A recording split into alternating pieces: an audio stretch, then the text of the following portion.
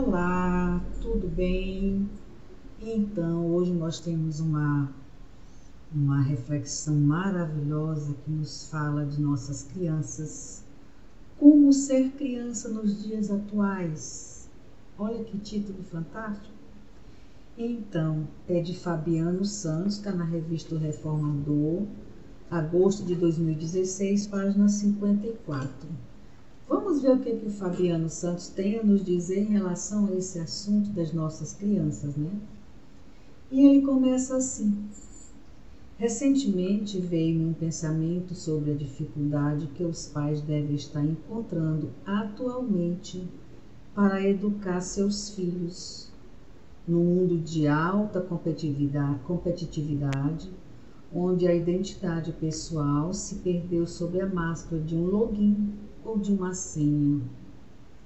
A exaltação do ego em detrimento da educação do self tem sido uma constante nesse novo panorama, o que me leva a perguntar como ser criança nos dias atuais.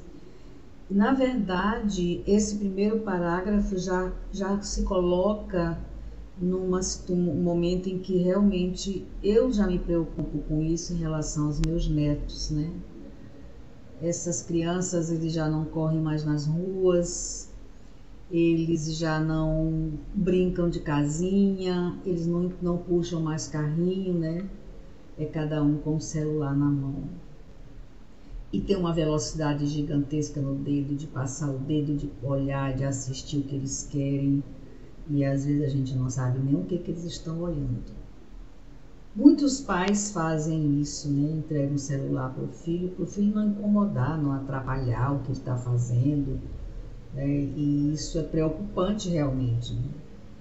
Dando continuidade, o mundo mudou muito.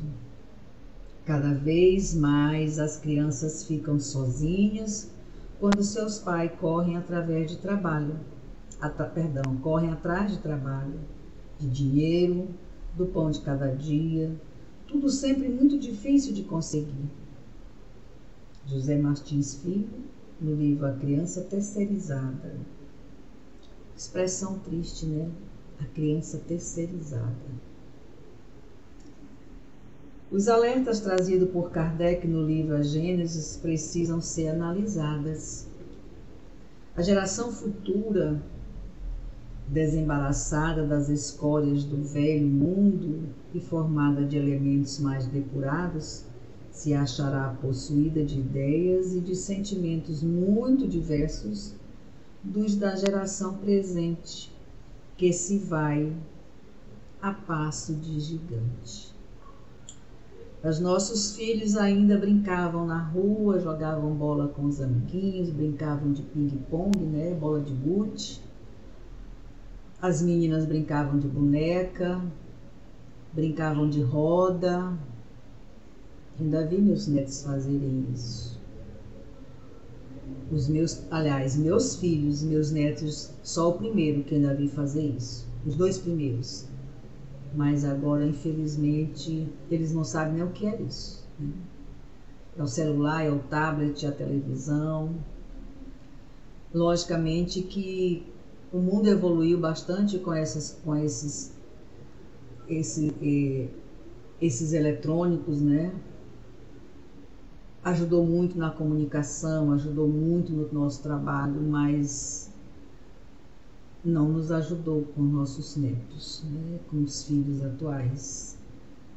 Meus filhos iam para as bibliotecas pesquisar os trabalhos, escrever no papel, transcrever no papel. Né?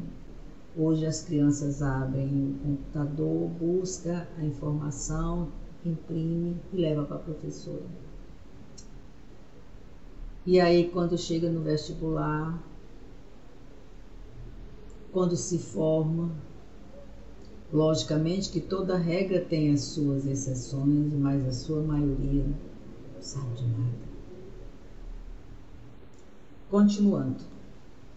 Mais adiante, Kardec nos traz o seguinte: em cada criança que nascer, em vez de um espírito atrasado e inclinado ao mal, que antes nela encarnaria, virá um espírito mais adiantado, propenso ao bem. Que maravilha, a gente já sabe disso, né?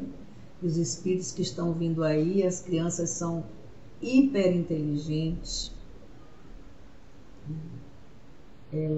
elas assimilam as coisas com muita facilidade, nos fazem perguntas que nos deixam assustados, nos dão respostas assustadoras. Então realmente são espíritos bastante evoluídos. Porém, vamos ver o que Kardec orienta os pais com esses espíritos inteligentes que estão chegando aí, evoluídos que estão chegando aí. Os pais é que deverão educar essa criança para que esse espírito cumpra seu papel no processo da reformulação do orbe terrestre. Ou seja, os pais hoje entregam a educação dos filhos para as escolas e para as babás. Não é verdade? A sua maioria faz isso. E Kardec deixa bem claro aqui que os pais é que têm a obrigação de educar os filhos. Entretanto, o que temos testemunhado? Todos se sentem na obrigação de se divertir, curtir a vida adoidado e de trabalhar muito para ter dinheiro ou prestígio social. E esquece as crianças lá no canto, com o celular na mão. Não importando os limites de si próprio e dos outros. Gelson Roberto, A Crise da Modernidade e a Proposta Psicológica de Joana de Ângeles, no livro Refletindo a Alma. Por sua vez, muitos pais, desejosos de fugir às responsabilidades que os filhos impõem naturalmente, adotam o mesmo estilo de conduta, deixando de educá-los sob a alegação da necessidade de não os oprimir. Divaldo Franco, no livro Constelação Familiar, pelo Espírito Joana de Ângeles. Essa questão de não oprimir as crianças, né, é o termo que eles usam hoje, para não ter responsabilidade, na verdade, com a educação dos filhos. Pagam colégios caríssimos, colocam as crianças lá o dia inteiro, para não atrapalhar a minha vida aqui fora. Eu preciso trabalhar, eu preciso ganhar muito dinheiro para no final do ano viajar para os Estados Unidos, para a Europa. Eu preciso ter o carro do ano, eu preciso galgar o melhor posto de gerência no meu trabalho. Então o filho me atrapalha. Eu deixo por conta das escolas, deixo por conta das babás. E aí o meu compromisso com esse espírito que eu assumi lá em cima, quando eu fui, porque na hora que esse espírito se manifestou para reencarnar, houve aquela reunião, né, onde eu como mãe ou eu como pai vou em espírito conversar, acertar os detalhes, assumir os compromissos e ver quais são as missões com aquele espírito que eu vou receber como meu filho ou filha. Lindo quando ele chega, enxoval belíssimo, todo mundo faz festa, todo mundo parabeniza. E aí, como aconteceu agora com uma celebridade, e ela engravidou, ficou muito feliz, está com uma idade meio avançada. E aí o bebê nasceu e ela entregou para 2 babás. Tá aqui. Não pode dar de mamar porque os seios estão cheios de silicone, né? Não vou estragar os seios. Já tenho que ir para a academia para retomar o meu belo corpo. Tenho que voltar à minha vida social. E meus bebês, quando eu chegar à noite, se eu não estiver muito cansada, eu vou lá dar um beijinho neles. No final de semana, se eu tiver tempo, eu brinco um pouquinho com eles, mas está aqui 2 babás para cuidar deles. E o amor de mãe, o carinho, onde fica? Aí crescem umas crianças rebeldes e aí eles perguntam assim, os pais perguntam, onde foi que eu errei? Eu dei tudo para essa criança. Dei os melhores colégios, dei roupa de marcas, a casa era muito elegante, alimentação de primeira qualidade, balanceada, com nutricionistas, com babás uniformizadas. O que ele queria mais? O principal, o amor de pais. O amor dos pais que não aconteceu. E aí, Fabiano dos Santos nos continua falando assim: não está sendo muito fácil ser criança no mundo de hoje. É preciso que os pais compreendam que seus filhos sentem falta do carinho, da atenção, do cuidado, do tempo dos adultos de colo.